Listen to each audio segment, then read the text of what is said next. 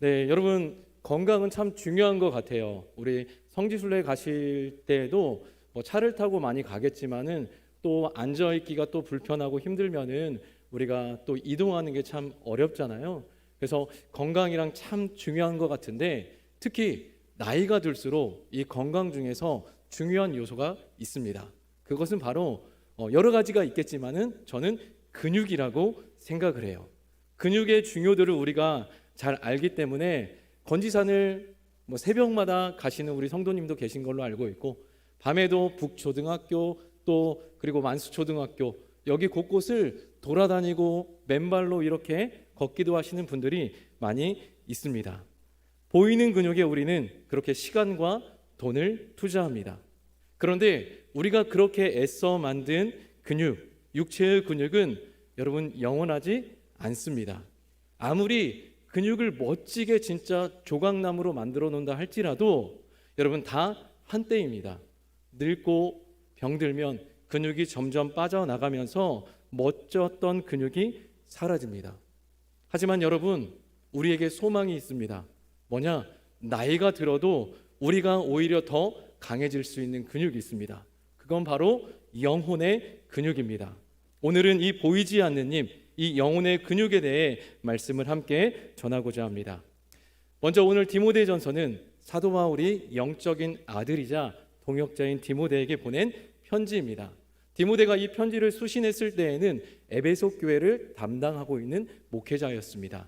어떻게 그럼 에베소 교회에 디모데가 있게 되었냐? 사도 바울이 첫 번째 로마 감옥에서 나온 다음에 디모데와 함께 에베소에 들렸습니다. 그러면서 이제 사도 바울은 이제 마게도냐 지역으로 떠나면서 디모데를 에베소 교회에 이렇게 머물게 하여서 성도들을 돌보고 양육하게 남겨두었습니다. 그런데 당시 에베소 교회는 영적으로 매우 혼란스러웠습니다. 밖으로는 거짓 교사들의 공격이 셌습니다. 그들은 망령되고 허탄한 신화 같은 신앙의 본질과는 상관없는 이야기들로 성도들의 마음을 빼앗고 현혹하였습니다. 심지어 영은 선하고 육은 악하다라고 하는 이원론에 근거하여서 결혼도 하면 안 된다, 음식은 먹어야 될 음식이 있고 먹지 않아야 되는 음식이 있다라고 하면서 극단적인 금욕주의를 가르쳤습니다. 마치 그것이 더 경건하고 수준 높은 믿음의 인 것처럼 포장했지만은 이것은 알고 보면 하나님의 창조 질서를 거스르는 거짓 가르침이었습니다. 이런 영적 싸움의 혼란에 있었던 이 디모데는 어쩌면 사역에 있어서는 노련한 베테랑은 아니었습니다. 그의 나이는 당시 30대 중후반으로 우리가 생각할 수 있습니다. 당시 문화는 적어도 40에서 50세 이상은 돼야 연장자로서 권위를 인정받는 문화 가운데 있었습니다. 그런 상황이었기 때문에 디모데는 연소하다는 말을 들었고 이로 인해 목회자였지만은 그 리더십이 흔들리고 무시당하는 상황이 있었습니다. 그런 상황에서 디모데에게 어떤 마음이 들었을까요? 이 교회를 내가 잘 이끌 수 있을까? 저런 거짓 교사들, 진리를 왜곡하여서 말하는 이들을 향하여서 내가 그들을 잘 훈계하고 그들의 궤변을 감당할 수 있을까 하는 어떤 두려움, 목회를 잘 이끌어 가야 된다라고 하는 중압의 어떤 감정 가운데 있었을 겁니다. 밖으로는 이단들이 교회를 흔들고 안에서는 사람들이 연소하다고 무시합니다. 이런 소식을 이제 사도 바울이 듣고 편지를 쓴 겁니다. 사도 바울은 그렇다면 이 영적인 아들 디모데에게 어떠한 처방을 내릴까요? 어떠한 해결책을 제시할까요? 눈에는 눈, 이에는 이니까 너도 똑같이 해라고 할까요? 아닙니다. 바울은 눈에 보이는 현상과 어려움을 이길 처방은 보이지 않는 것에 있다고 우리에게 가르쳐주고 있습니다. 바로 7절이 그 처방인데요. 함께 읽어보겠습니다. 망령되고 허탄한 신화를 버리고 경건에 이르도록 내 자신을 연단하라. 네. 내 자신을 연단하라고 이야기합니다. 여기서 연단하다라는 것은 운동선수가 승리하기 위해서 열심히 자기 몸을 훈련하고 땀을 흘리고 근육을 단련하는 것을 의미하는 단어입니다. 목표를 위해서 의지적으로 꾸준하게 강도 높게 훈련하듯이 디모데 너도 그렇게 너의 영혼을 훈련시키라는 겁니다. 그것만이 지금 네가 겪고 있는 대내외적인 상황을 이겨낼 보이지는 않지만 가장 강력한 힘이 될 것이라고 말하고 있습니다. 여러분, 이 바울의 권면은 오늘날 이 디모데에게만 해당하는 권면이 아니죠. 오늘을 살아가는 우리 모두에게 주시는 하나님의 말씀입니다. 우리는 살아있다면 영혼의 근육을 키워야 됩니다. 우리 역시 우리 자신을 연단해야 됩니다. 누구도, 이 자리에 계신 누구 한 분도 여기에서는 예외가 있을 수 없습니다. 그렇다면 왜 우리는 영혼의 근육을 단련해야 될까요? 먼저 눈에 보이지 않는 싸움에서 승리하기 위해서입니다. 세상은 말합니다. 눈에 보이는 힘, 즉 돈이든 권력이든 건강한 육체를 자랑합니다. 그것을 가졌으면 다 이겼고 다 가졌고 모든 것을 이겼다고 생각합니다. 하지만 정말 여러분 그러한가요? 진정 우리를 무너뜨리는 것은 어쩌면 눈에 보이지 않는 것들이 더 많습니다. 사람들의 날카로운 말 한마디, 내 마음을 짓누르는 우울이나 불안의 감정들, 또 내 영혼을 갉아먹는 수많은 죄의 유혹들, 이런 보이지 않는 공격은 세상에 보이는 힘으로는 결코 막아낼 수 없습니다. 보이지 않는 공격은 보이지 않는 힘으로 이겨낼 수 있습니다. 즉 우리의 영혼이 강건해야만 이런 영적인 공격 앞에 우리가 이겨낼 수 있습니다. 생각해 보십시오. 오늘 하루를 살면서도 우리는 내가 원하든 원하지 않든 크고 작은 말들이 우리에게 왔습니다. 그로 인해서 우리의 영혼이 상처를 입는 상황들이 있습니다. 그런데 이러한 것들이 어떤 때에는 별 대수롭지 않게 넘어가는데 어느 순간에는 가슴을 진짜 후벼 파는 그런 어떤 상황이 있죠. 그렇게 되는 이유가 뭔가요? 우리의 영혼이 강건하지 못해서, 우리의 영혼의 근육이 약해서 그것을 견뎌낼 힘이 없기 때문입니다. 그래서 고난이라는 무게가 우리 안에 왔을 때 그 무게를 밀어낼 힘이 없기 때문에 우리는 넘어집니다. 버텨낼 힘이 없기 때문에 좌절합니다. 그렇기 때문에 우리는 영혼의 근육을 키워야 합니다.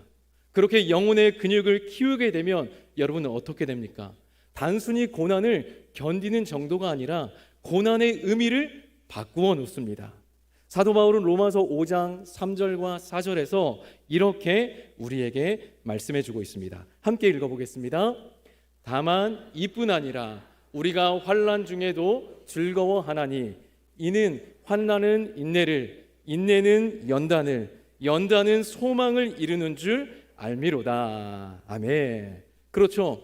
영혼의 근육이 단련된 사람은 환난을 더 이상 실패나 저주로 여기지 않습니다. 오히려 그 환난을 통해서 인내라는 버티는 힘을 배우게 되고, 그리고 그 인내는 연단을, 즉 우리의 영혼의 근육을 더욱 단단하게 만드는 과정이 됩니다. 그리고 단단해진 그 영혼은 어떻게 되나요? 세상에 썩어질 것들에 흔들리지 않고 영원한 그 하나님의 소망 안에서 우리는 살아가게 됩니다. 환난이라고 하는 그 뜨거운 풀무불이 우리의 영혼을 태워 없애는 것이 아니라 오히려 우리의 불순물을 걸러내어서 더 순결한 소망을 품은 정금 같은 사람으로 빚어가는 것이 하나님의 연단의 과정이 되는 것입니다. 그리고 또한 우리는 두 번째로 영적인 퇴보를 막고 계속 성장하기 위해서 영적인 영혼의 근육을 단련해야 됩니다. 우리의 육체를 생각해 봅시다. 여러분, 아무리 대단한 근육을 가진, 대단한 건강한 몸을 가진 사람일지라도 여러분 한 달, 두 달 병원에 그대로 누워서 입원해 있으면은 그 근육이 그대로 남아 있죠? 아니죠? 네, 그 근육이 빠집니다. 빠져요. 사용하지 않으면 쇠퇴하게 되고 그 기능이 저하가 돼요.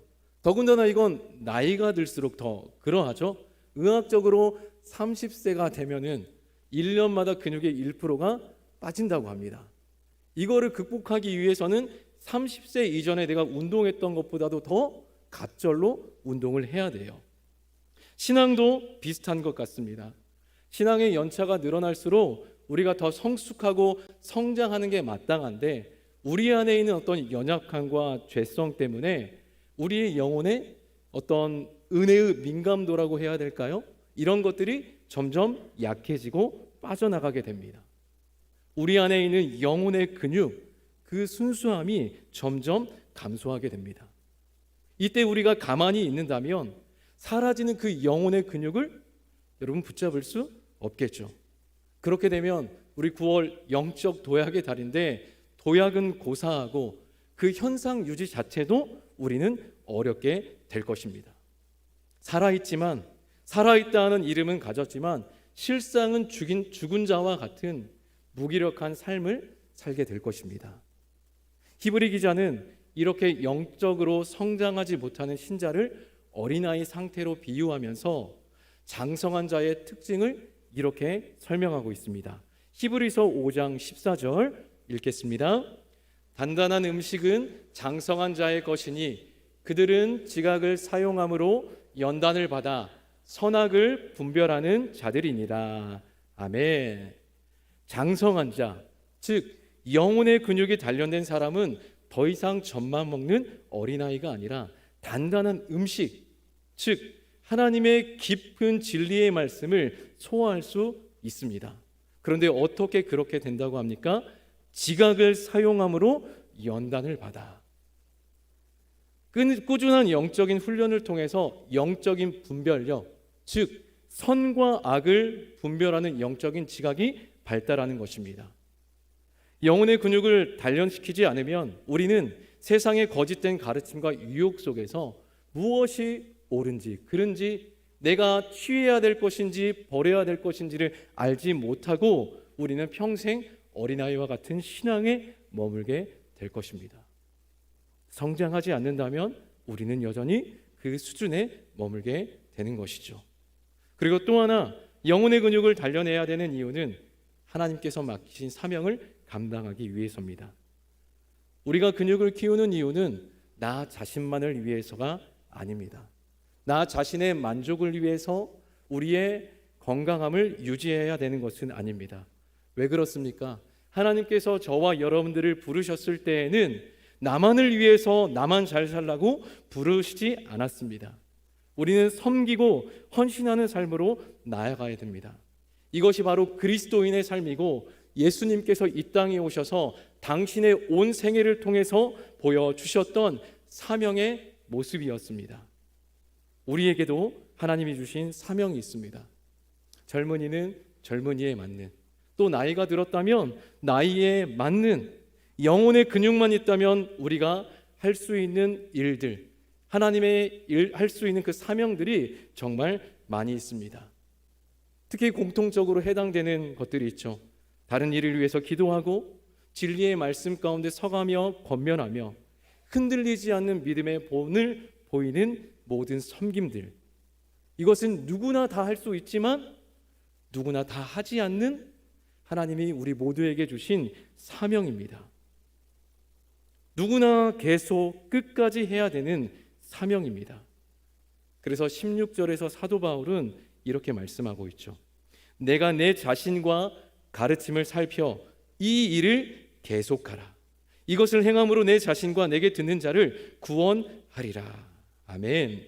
이 일을 계속하라는 거예요. 이 일을 내 자신과 가르침을 살펴서 계속 그 안에 머물고 꾸준하게 하라는 뜻입니다. 하나님의 말씀 앞에서 그 가르침의 순수성을 지키기 위해서 끊임없이 자기 자신을 성찰하고 진리의 말씀에 굳게 서는 일을 계속하라는 겁니다. 그 일을 포기하지 말라는 겁니다. 그렇게 행하게 될 때 어떠한 결과가 온다고 말씀하고 있습니까? 계속되는 그 섬김의 사명을 통하여서 나도 살고 또 남을 구원하는 통로가 된다라고 이야기하고 있습니다. 이 16절에서 구원한다라는 말은 어떤 우리의 생명이 이제 죽음에서 영원한 생명으로 바뀌는 그 구원을 말하는 것이 아닙니다. 여기서 구원은 성화와 견인의 관점에서의 구원입니다.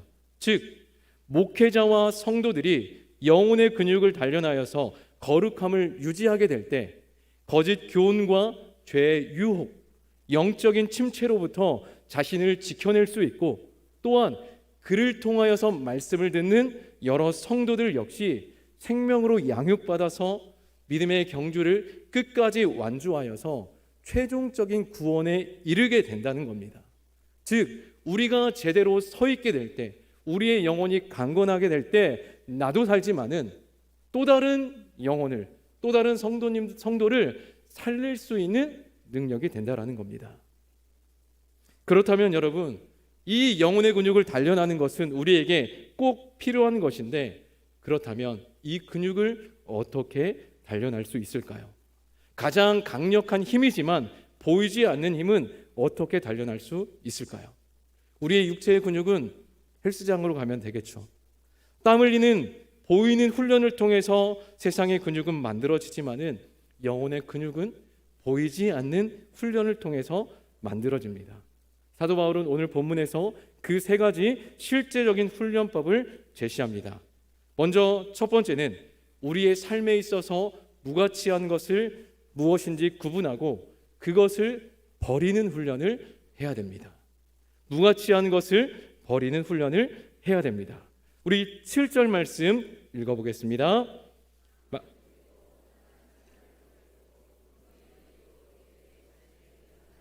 아멘. 망령되고 허탄한 신화를 버리라 말씀합니다. 당시 에베소 교회에는 영지주의와 유대주의가 섞인 이상한 가르침들이 있었습니다. 어떤 신들의 계보, 천사들에 대한 신비스러운 이야기, 비밀스러운 어떤 영적 지식 같은 것들이 있었어요.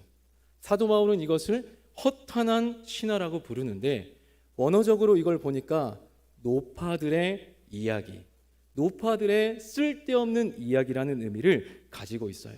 즉 뭔가 신비롭고 어떤 신의 뜻인 것처럼 포장했지만은 참된 생명과는 아무런 연관이 없는 영적인 어떤 정크푸드, 쓰레기 음식과도 같다라고 바울은 이야기합니다. 여러분, 우리에게도 우리가 버려야 될 어떤 망령되고 허탄한 신화들이 있죠. 어떤 것들이 있을까요?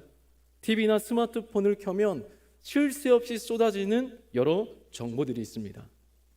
우리에게 잠을 늦게 만드는 어떤 여러 주제들의 유튜브, 또 이거는 어떻더라, 저것이 어떻더라 하면서 우리의 마음을 빼앗는 세상의 것들, 또 SNS를 통하여서 퍼져나가는 정체불명의, 출처불명의 어떤 신앙에 대한 정보나 가십거리들, 이런 것들은 우리의 시간과 정신을 갉아먹습니다. 정작 하나님께 집중해야 될 우리 영혼의 에너지를 빼앗아갑니다. 그렇습니다. 허탄한 신화는 하나님과 멀어지게 만드는 것, 우리의 신앙을 빼앗는 것들이 바로 망령되고 허탄한 신화입니다. 영적인 근육을 키우는 훈련은 먼저 이렇게 우리 영혼에게 어떠한 유익도 주지 못하는 무가치한 것들을 단호하게 끊어버리고 버리는 것에서부터 시작이 됩니다. 그리고 두 번째, 그렇게 무가치한 것들을 버려낸 빈자리에 이제 우리는 진리의 말씀을 채우는 훈련을 해야 됩니다. 버렸다면 채우는 훈련을 해야 됩니다.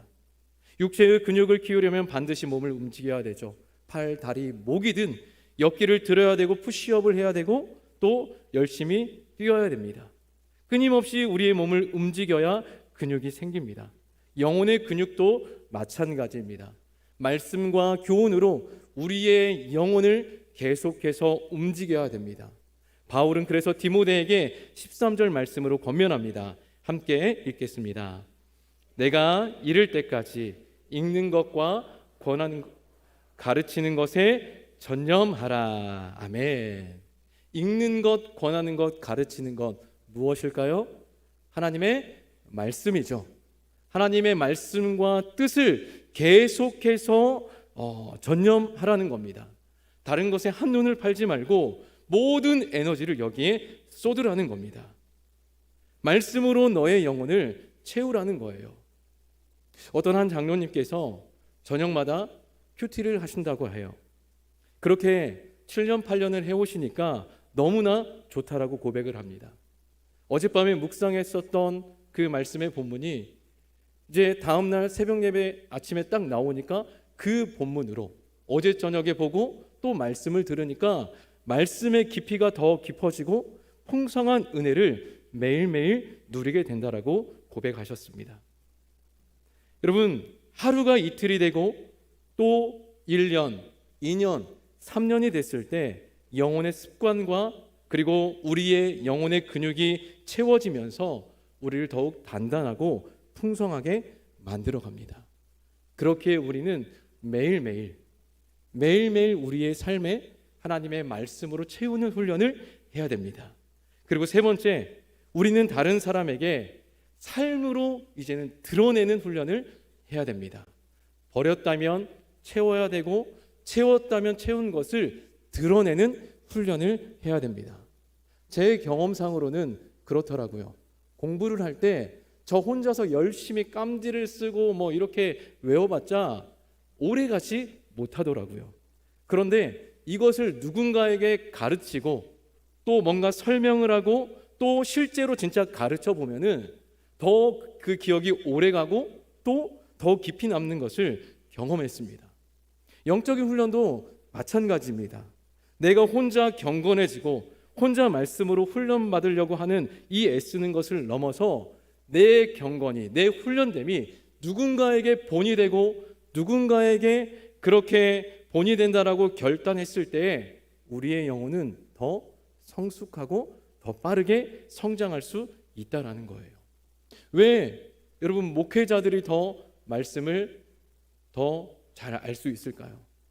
네, 좋든 싫든 하나님이 맡겨주신 그 말씀의 자리가 있기 때문에 늘 말씀을 대할 수밖에 없기 때문에 더 성장하는 거죠. 바울은 바로 그 점을 우리에게 말씀해 주고 있어요. 4장 12절 후반절 함께 읽어보겠습니다. 오직 말과 행실과 사랑과 믿음과 정절에 있어서 믿는 자에게 본이 되어, 믿는 자에게 본이 되라고 말씀하고 있고요. 그리고 15절 읽어보겠습니다. 이 모든 일에 전심전력하여 너의 성숙함을 모든 사람에게 나타나게 하라. 아멘. 여러분, 믿는 자에게 본이 되고 너의 성숙함을 숨겨둬라? 아니죠. 모든 사람에게 나타나게 하라. 나타나게 하라. 나의 말과 행동이 누군가에게 모델이 된다고 생각하면 말 한마디, 행동 하나 더 신중하게 하게 됩니다. 나의 배우자, 자녀, 사랑방 식구들에게 믿음의 본을 보이려고 애쓰는 그 과정 자체가 나를 더욱더 붙드는, 나를 더 세우는 강력한 훈련이 되는 것입니다.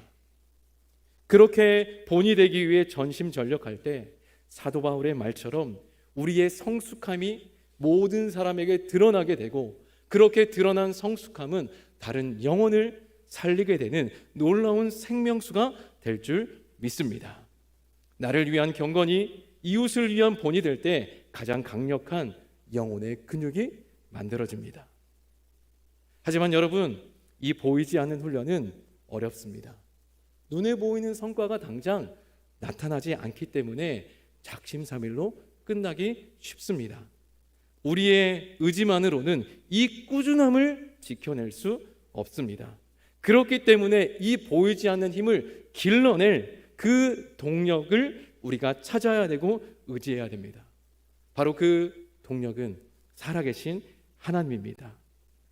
바울은 10절에서 우리의 소망을 살아계신 하나님께 둔다라고 고백하고 있어요.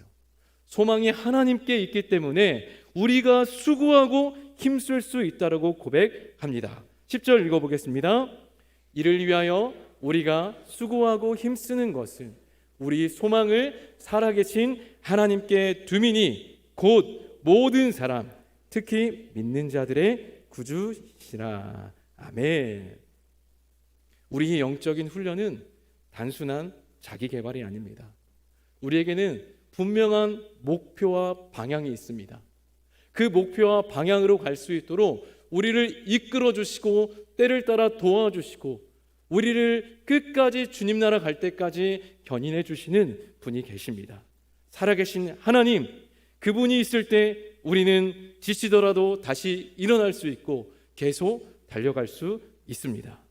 바울과 그의 동역자들이 모든 핍박과 어려움 가운데에서 수고하고 힘쓸 수 있었던 이유는 그들의 소망이 썩어질 세상에 있었던 게 아니고 살아 역사하시는, 영원히 계시는 살아계신 하나님께 있었기 때문입니다.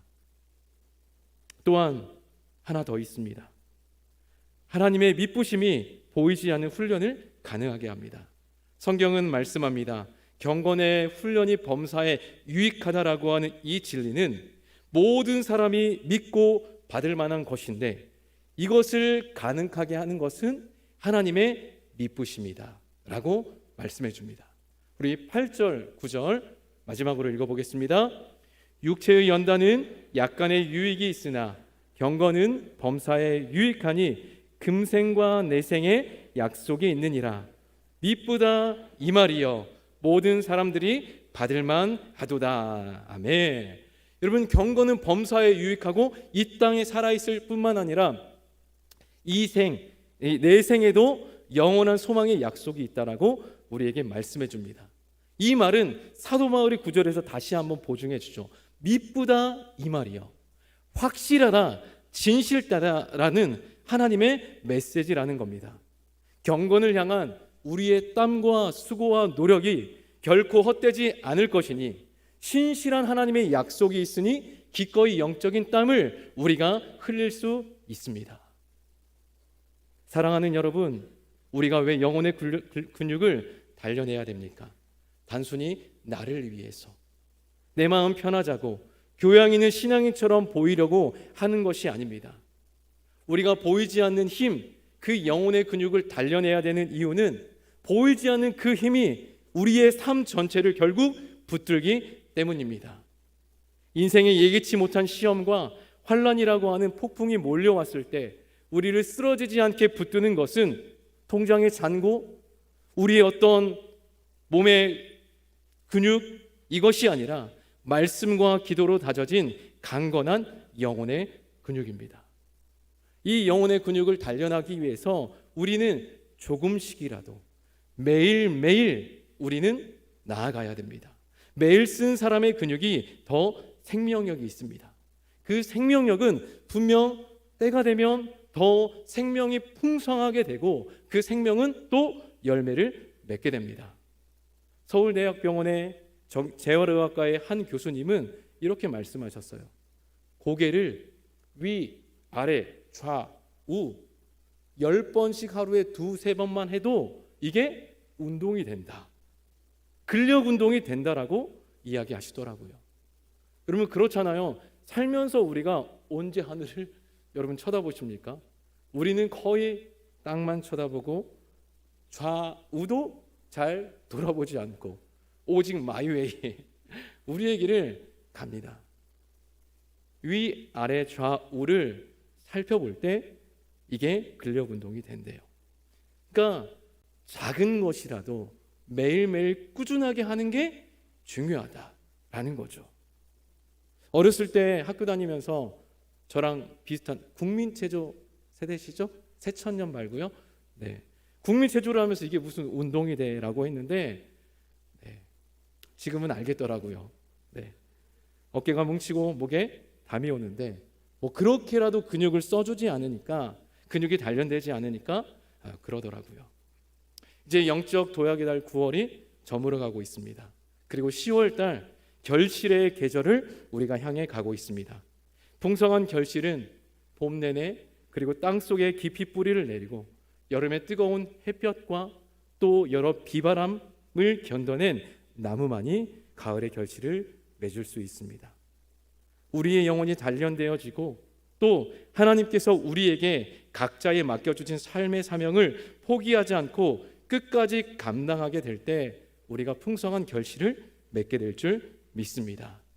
우리의 겉사람은 날로 후패해진다 할지라도 보이지 않는 영혼의 근육을 단련함으로 우리의 속사람이 날마다 새로워져서 주님 앞에 서는 그날까지 믿음의 경주를 완주할 수 있는 우리 모든 성도님들 될 수 있기를 예수님의 이름으로 간절히 축복합니다.